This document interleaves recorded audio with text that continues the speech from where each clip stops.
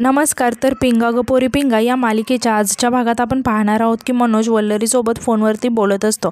मनोज वल्लरीला म्हणतो की तू खूप चांगली बायको आहेस वल्लू, आणि कोण म्हणतं की तू माझ्यासाठी काय करू शकत नाही म्हणून. तेव्हा वल्लरी म्हणते की अहो पण इथे बसून काय करणार आहे मी, तुम्हाला साधं 2 घास करून खायला पण नाही घालू शकत. तेव्हा मनोज म्हणतो की तू तिथे असताना माझ्यासाठी जेवण नाही बनवू शकत, पण एक गोष्ट तरी करू शकते ना. तेव्हा मनोज तिला म्हणतो की तू आहे ना माझ्यासाठी छान गाणं गाऊ शकते, तुझा गोड आवाज ऐकून माझं सगळं दुखणं कुठच्या कुठे पळून जाईल बघ. तेव्हा वल्लरी मनोजसाठी गाणं गायला लागते. मनोज अचानक ओरडायला लागतो. वल्लरी घाबरून म्हणते की काय झालं, दुखतंय का? तेव्हा मनोज म्हणतो की हो गं, आणखीनच दुखायला लागलं. काय आहे ना, हे दुखणं फक्त रोमॅन्टिक गाणं ऐकल्यावरच जाणार आहे. तेव्हा वल्लरी हसायला लागते. आता दुसऱ्या दिवशी आपण पाहतो की वल्लरी मिठूला उठवत असते की मिठूताई उठ ना, लाईट गेले. तर दुसरीकडे प्रेरणा तेजाला उठवत असते की तेजा लाईट गेली आहे, लाईट कापली आहे आपली कोणीतरी. तर हे ऐकून तेजा आणि श्वेतासुद्धा उठतात. प्रेरणा इकडे खूप टेन्शनमध्ये येते की आता लाईट गेली म्हटलं माझं वाटण होणार नाही, आणि वाटण नाही झालं तर आमटी कशी होणार, आमटी नाही झाली तर वेळेत डबे नाही पोचणार, आणि डबे नाही पोचले तर पैसे कसे येणार.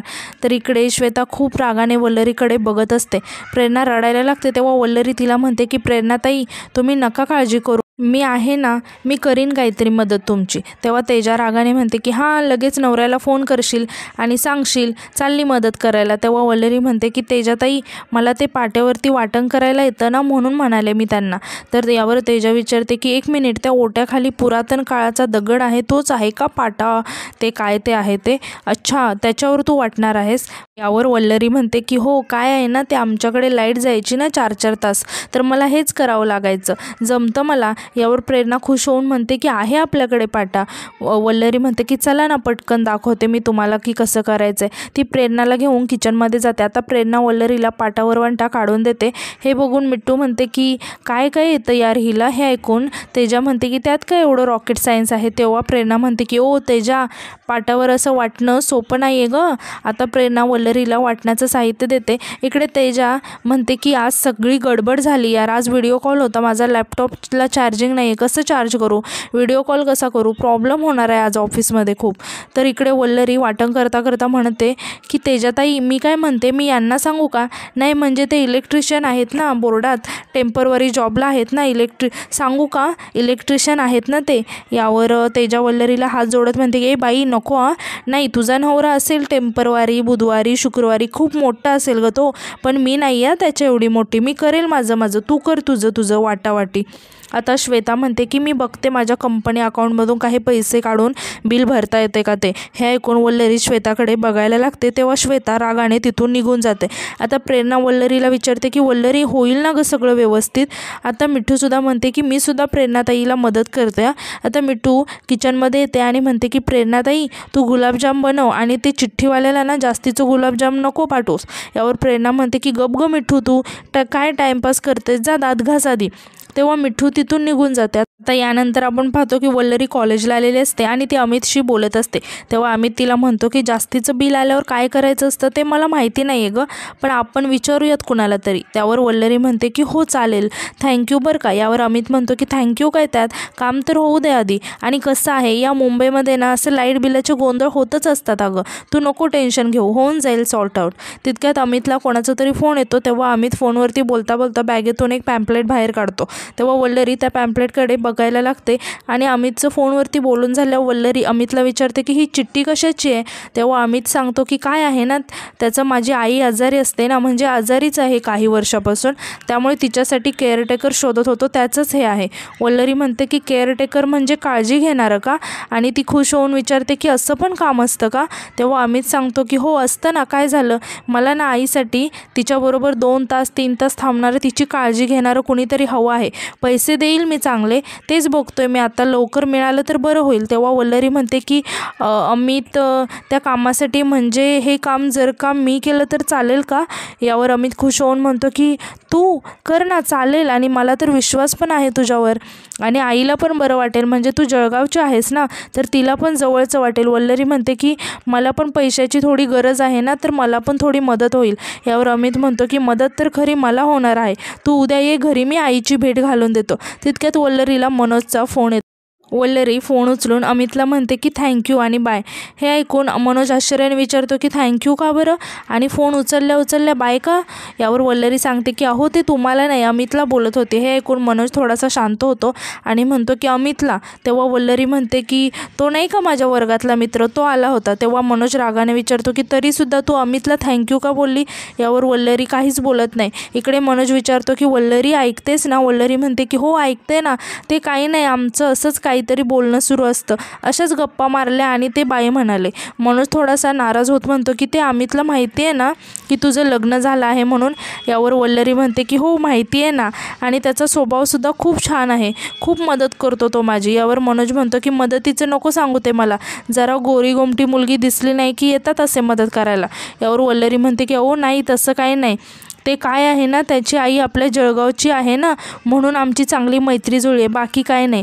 आणि तसंही माझ्याशी कॉलेजमध्ये फार नाही बोलत कोणी, ते मी साडी आणि मंगळसूत्र घालून येते ना म्हणून कोणी मैत्रीच करत नाही.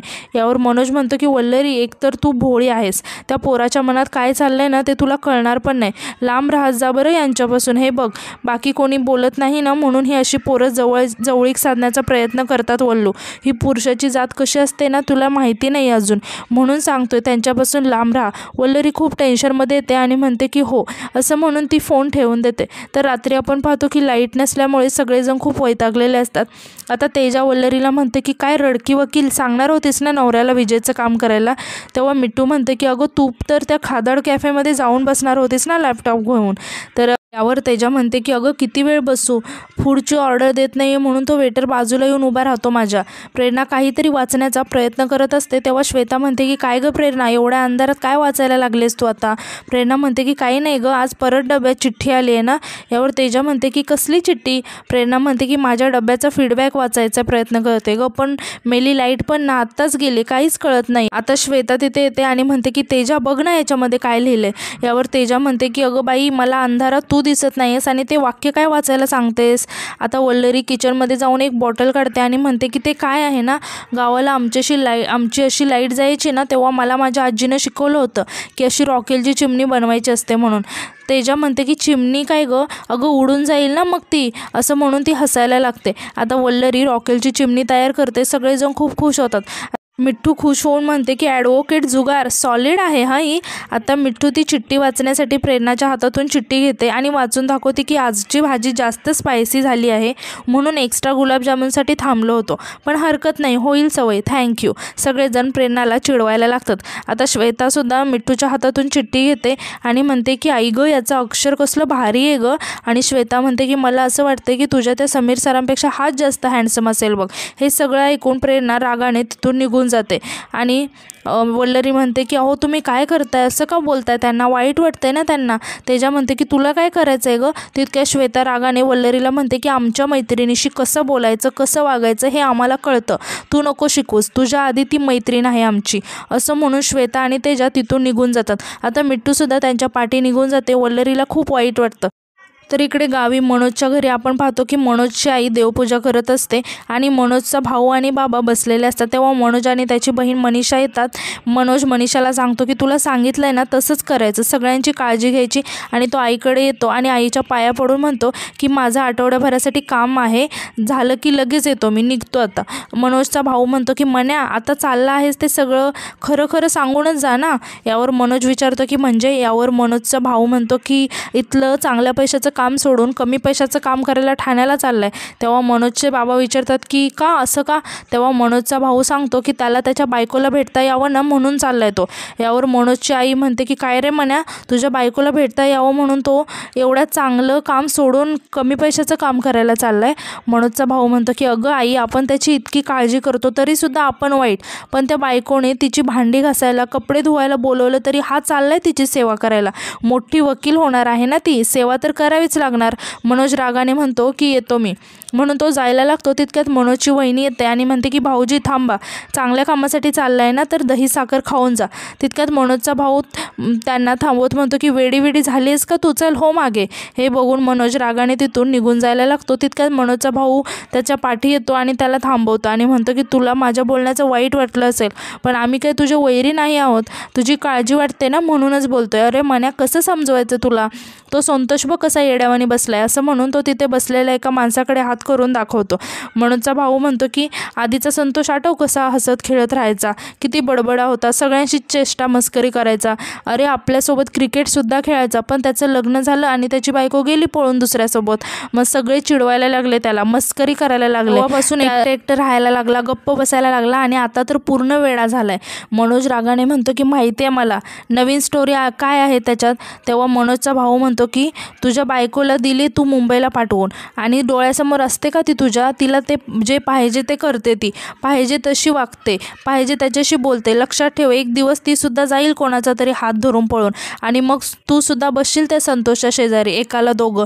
तर दुसरीकडे आपण पाहतो की प्रेरणा रडत असते. मिठू, श्वेता आणि तेजा तिला समजावत असतात. आता मिठू प्रेरणाला म्हणते की प्रेरणाताई असं नको ना रडू, अगं तुला वाईट वाटावं म्हणून नाही बोलली ती. तेजा म्हणते की प्रेरणा हे बघ, तू या सगळ्यातून लवकरात लवकर बाहेर पडावं असंच वाटतं अगं आम्हाला. श्वेता म्हणते की अगं एक पोरगा आयुष्यातून निघून गेला म्हणून सगळं संपत नसतं. तेव्हा प्रेरणा म्हणते की आयुष्यात तरी कुठे आले होते ग पूर्ण ते. तेजा म्हणते की अगं मग एवढं टेन्शन घेतेस कशाला. मिठू म्हणते की हो ना अगं, तुझ्यासारख्या एवढ्या चांगल्या मुलीला कुणीही मिळेल. यावर प्रेरणा चिडून म्हणते की कोणी मिळाले का, घोड नवरी झाली आहे मी. अगं मी लोकांच्या नजरेतील प्रश्न कळतात मला, तुम्हाला नाही कळणार ते. आणि सगळ्यात महत्त्वाचं म्हणजे मला आवडतात समीर सर, मला खरंच लग्न करायचं आहे ग त्यांच्याशी लग्न करायची स्वप्न बघायला लागले होते मी. श्वेता म्हणते की बघ बाई, ही स्वप्न जर तुझ्या सरांनी पाहिलं असतं तर त्यांच्या आईवडिलांच्या विरोधात गेले असते की सांगितलं असतं की मला हिच्याबरोबरच लग्न करायचं आहे. यावर तेजा म्हणते की बरोबर आहे, त्याला घेता आला का त्याच्या आईबाबांबरोबर पंगा तुझ्यासाठी, नाही ना, मग तू त्या मुलासाठी रडते, जाऊ दे ना. यावर प्रेरणा म्हणते की नाही कळणार तुला ते ना बटन ऑन ऑफ केल्यासारखं सोपं नसतं ग, एकदम विसरून जाणं. आणि मला माहिती आहे या सगळ्यातून बाहेर पडायला मला खूप वेळ लागणार आहे. तेजा म्हणते की हे बघ, तू वाईट वाटून नको घेऊस, तुला माहिती आहे ना की मी खूप प्रॅक्टिकल विचार करते. माझा पॉईंट फक्त एवढाच आहे, या सगळ्यातून बाहेर पडण्यासाठी तुझ्याकडे दुसरा कुठला ऑप्शन आहे का. हे सगळं वल्लरीसुद्धा ऐकत असते. आता प्रेरणा म्हणते की नाही आहे ना गं, माहिती आहे मला, म्हणूनच जास्त त्रास होतोय मला, कारण मला खरंच लग्न करायचं आहे समीर सरांशी. प्रेरणा खूप रडत असते. तेव्हा तेजा तिला समजवते आणि सगळेजण आता तिला मिठी मारून रडायला लागतात. तर इकडे वल्लरीसुद्धा पाठीमागून हे सगळं बघत असते आणि तिलासुद्धा खूप वाईट वाटलेलं असतं आणि तीसुद्धा रडत असते. आणि आजचा भाग इथे संपतो. धन्यवाद.